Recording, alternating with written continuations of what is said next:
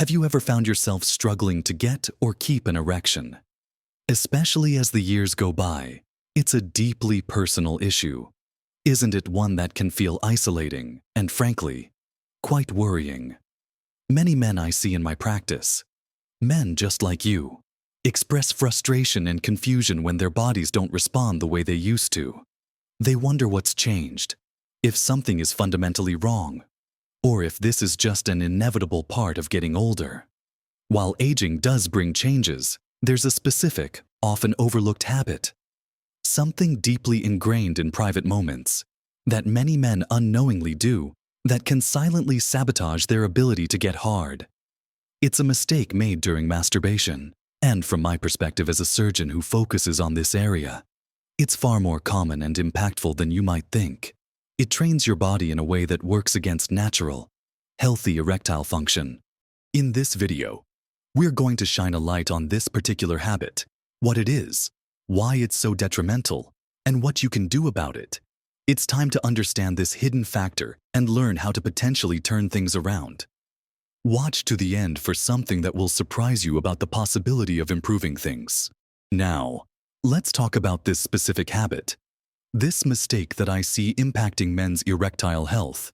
It's something incredibly common, often developed over many years, and it happens during masturbation. Many men fall into a pattern, a specific routine that feels effective in the moment.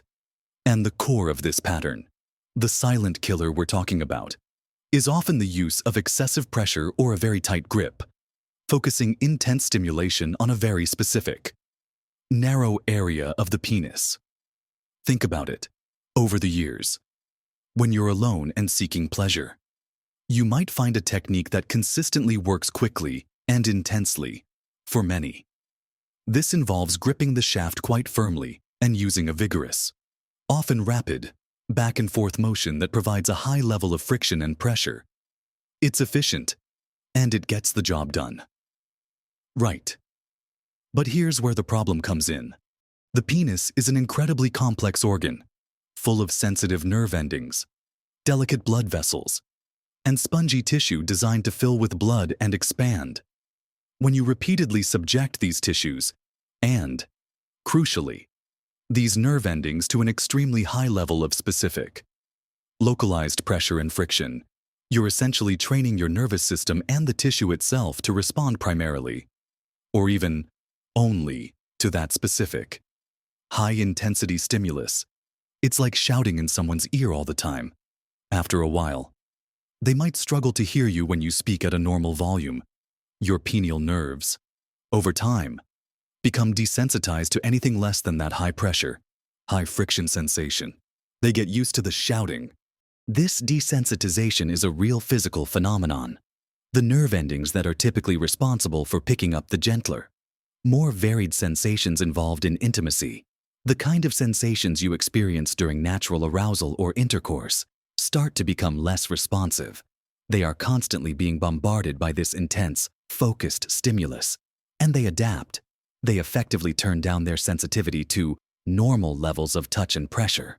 So, while this specific masturbation technique might continue to work for you in isolation, it creates a significant disconnect when you try to achieve or maintain an erection during sex with a partner. During intercourse, the sensations are typically different. They are often less localized, more distributed across the head and shaft, and involve varying levels of pressure and friction that aren't usually as consistently intense as a tight grip and rapid movement. Your penis, specifically the nervous system within it, has been trained over years to require that high-level shouting to reach arousal and orgasm, when it only receives the normal speaking volume of partnered sex. It struggles to respond adequately. The signals aren't strong enough to trigger the full erectile response. Beyond nerve desensitization, this excessive pressure can also potentially impact the blood vessels and tissues over time. Though the nerve adaptation is often the primary driver of this specific problem, think of it this way. Healthy erectile function relies on a delicate interplay between nerve signals that tell the blood vessels to relax and allow blood flow in, and the ability of the spongy tissue, the corpora cavernosa, to trap that blood. If the nerve signals originating from the penis aren't strong enough due to desensitization, the whole chain reaction is weaker. The blood vessels might not fully relax, or the signal to trap blood isn't as robust, leading to erections that are difficult to achieve, not as firm, or hard to maintain. It's a subtle process, often happening so gradually that a man might not even realize the connection between his private habit and his performance difficulties in intimate situations. He just knows things aren't working like they used to, and he blames age, stress, or general health without realizing this specific, ingrained habit might be a significant, modifiable factor. It's not just about achieving orgasm, it's about how the entire erectile mechanism is being conditioned. You're conditioning your penis to respond to a specific, artificial stimulus, and in doing so, you're making it less responsive to the natural, varied stimuli of partnered sex. What I often explain to my patients is that the body, including the penis, is incredibly adaptive. This is a great thing in many ways. It allows us to build muscle, improve stamina, heal from injuries. But this adaptability also means it learns from repetition. And when the repetition involves a very specific, intense type of stimulation during moments of peak arousal, the body learns that this is the required level of stimulation to reach that peak. Everything less intense becomes less effective. It's not unlike someone who always works out with extremely heavy weights. Their muscles get used to that load, and lifting lighter weights feels easy, perhaps even ineffective for building more strength. Your penile nerves are getting used to the heavy weight of intense pressure and friction. This can lead to a frustrating situation where you might find it easy to masturbate to erection and orgasm using your established technique, but then struggle significantly when you try to have sex with a partner. Even when you feel mentally aroused, the physical hardware isn't receiving the right signals or is calibrated incorrectly due to the years of specific training. This is why addressing this specific habit is so crucial for many men experiencing difficulty getting hard, especially if they notice a significant difference between their ability to get an erection alone versus with a partner. It's a direct result of how the body has adapted to a long-term, consistent stimulation pattern. It's not an irreversible condition in many cases, but it does require conscious effort to change the ingrained habit and retrain the body's response. Now that we've discussed what this core mistake is, this tendency towards excessive pressure and specific, intense stimulation during masturbation, and how it can start to desensitize the penile nerves, let's delve a bit deeper into the consequences and, more importantly, what can be done about it. Understanding the problem is the first step, but finding solutions is what truly helps. As we touched upon, the primary consequence is this desensitization, where the nerves become less responsive to normal levels of touch and pressure. But the impact isn't just purely physical. It can also create a psychological loop. When a man repeatedly experiences difficulty getting or staying hard during intimacy, he can develop performance anxiety. This anxiety then adds another layer of difficulty, making it even harder to achieve an erection. The stress and worry narrow focus, trigger the body's fight or flight response, which diverts blood away from non-essential areas like the penis, and further hinders the natural arousal process. So, this seemingly simple physical habit of using too much pressure during masturbation can contribute to a cycle of physical desensitization and psychological anxiety, both working against healthy erectile function. So, what's the path forward? The good news is that the body is capable of retraining, though it can take time and conscious effort. The key is to break the old habit and introduce new, healthier patterns of stimulation that are closer to what you'd experience during partnered sex. This means actively changing your masturbation technique. The goal isn't necessarily to stop masturbating altogether, but to masturbate in a way that helps retrain your body to respond to different, perhaps gentler, stimuli. One of the most crucial steps is to significantly reduce the amount of pressure you use. Instead of a tight grip, aim for a much looser hold, using more of your open hand or even two hands with minimal gripping. The focus should shift from high-pressure friction to more varied touch and sensation.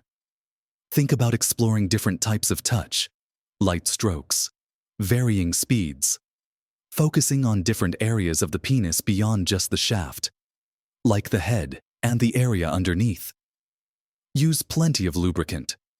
This is essential.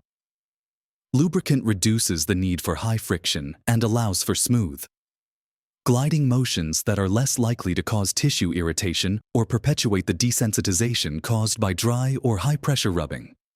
Experiment with different types of lubricants to find what feels comfortable and provides good glide. The idea is to mimic the kinds of sensations you might feel during intimacy, which are typically wetter, smoother, and involve less focused, intense pressure. Another important aspect is to vary the rhythm and speed. The tendency with the high-pressure technique is often a rapid, repetitive motion. Try slowing down. Vary the speed of your strokes. Pause sometimes. Focus on the feeling rather than just the mechanical action aimed at a quick outcome. This helps re-engage the nerve endings at different levels of stimulation and teaches your body to respond to a wider range of sensations. It's about mindful masturbation, being present with the experience and exploring sensation. Rather than just executing a learned, high-intensity technique, this might feel less intense initially, and it might take longer to reach orgasm, and that's okay. The goal here is retraining, not necessarily maximizing intensity. It's about recalibrating your sensitivity.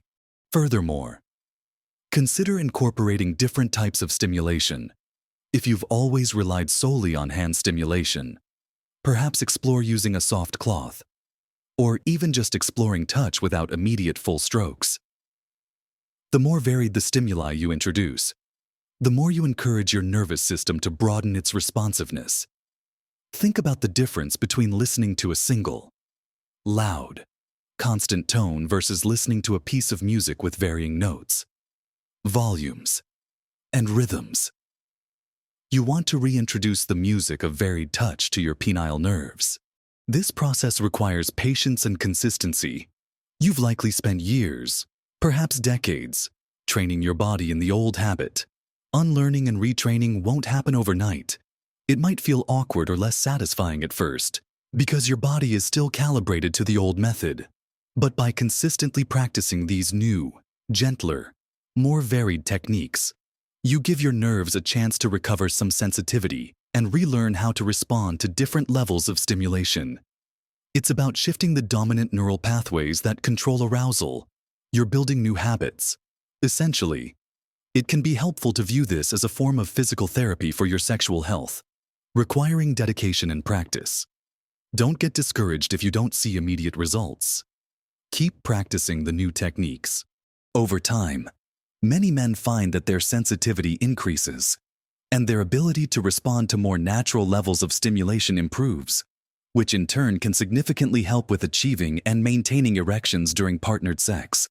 It's a commitment to your sexual well-being and a proactive step to address a common, yet often unacknowledged, issue that might be silently impacting your ability to get hard. Next, let's talk more about how this retraining process can impact your overall confidence and the practical steps you can take starting today to begin making these changes and seeing positive results. Now, continuing our conversation about this crucial, often overlooked mistake during masturbation and its effect on your ability to get hard. We've identified the problem: excessive pressure and overly specific, intense stimulation leading to nerve desensitization. We've also begun to touch on the solution: actively changing your masturbation technique to be gentler and more varied. Let's expand on this retraining process and look at how it fits into the bigger picture of reclaiming your erectile health. As I mentioned, this retraining isn't just a physical exercise. It has significant psychological benefits as well.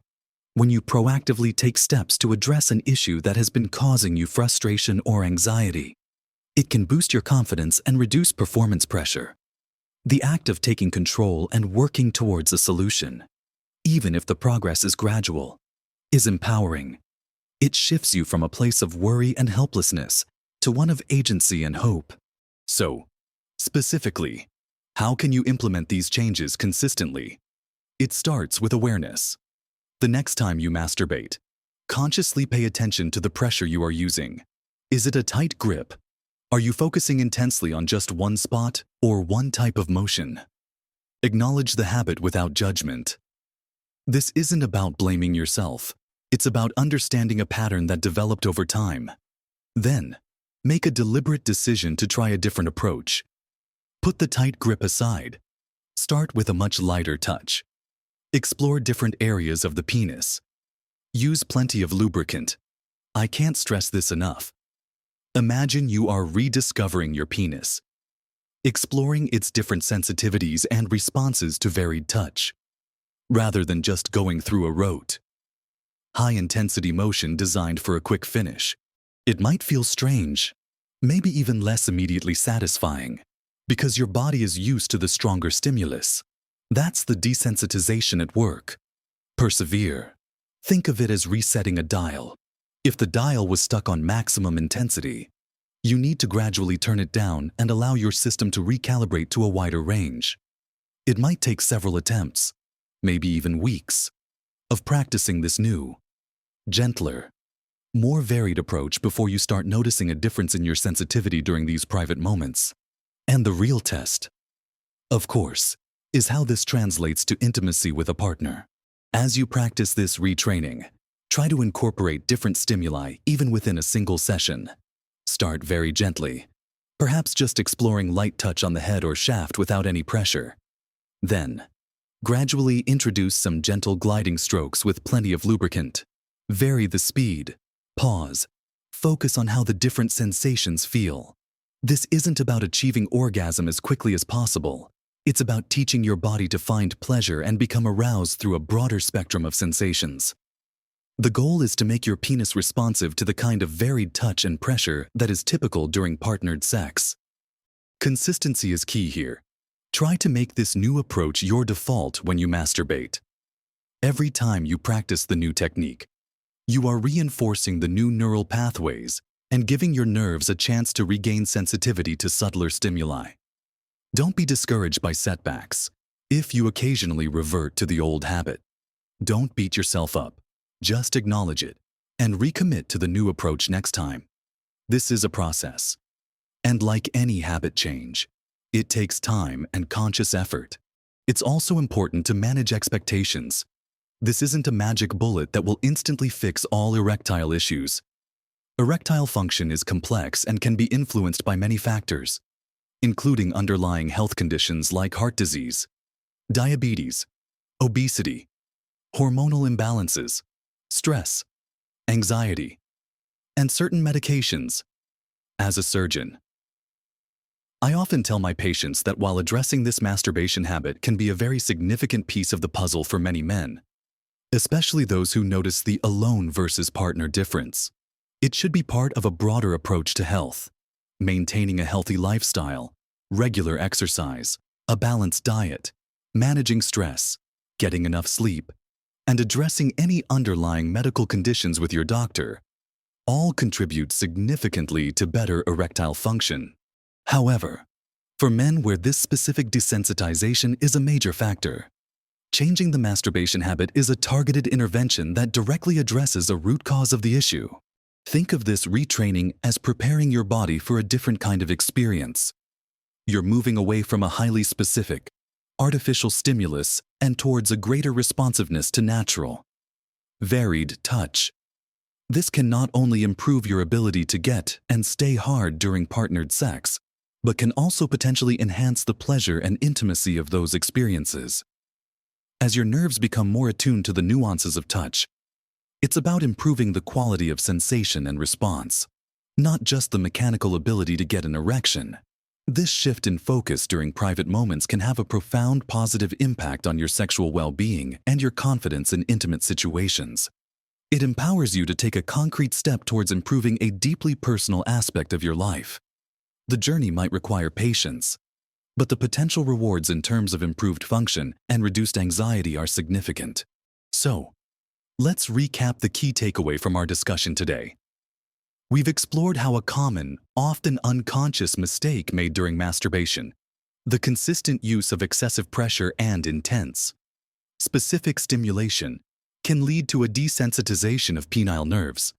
This desensitization can silently undermine your ability to get and maintain firm erections during intimacy with a partner.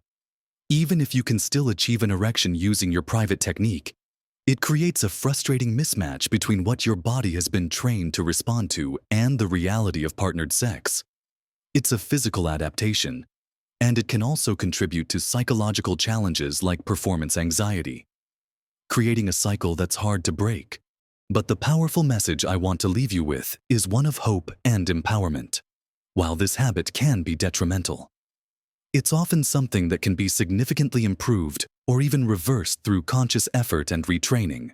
The key is to change the ingrained pattern during masturbation by intentionally using less pressure, incorporating more varied touch and speed, using plenty of lubricant, and exploring different areas of sensation.